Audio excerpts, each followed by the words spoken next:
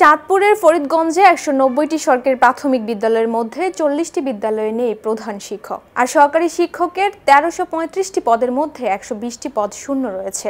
ফলে স্কুলগুলোতে প্রশাসনিক ও শিশুদের পাঠদান কার্যক্রম স্থবির হয়ে পড়েছে। শুধু তাই নয়, সরকারি প্রাথমিক শিক্ষা কর্মকর্তার ৮টি পদের মধ্যে ৫টি পদেই শূন্য রয়েছে দীর্ঘদিন যাবৎ। ফলে স্কুল পরিদর্শন ও দৈনন্দিন দাপ্তরিক কার্যক্রমে স্থবিরতা বিরাজ করছে।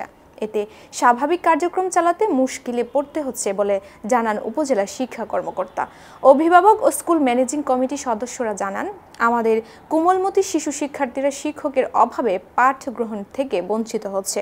তাছাড়া এখানে এই সমস্যা নিরসনে বিকল্প কোনো ব্যবস্থা করা হচ্ছে না। অপরদিকে অনেক শিক্ষক প্রশিক্ষণে থাকায় এই সংকটের মাত্রা বেড়েই চলেছে।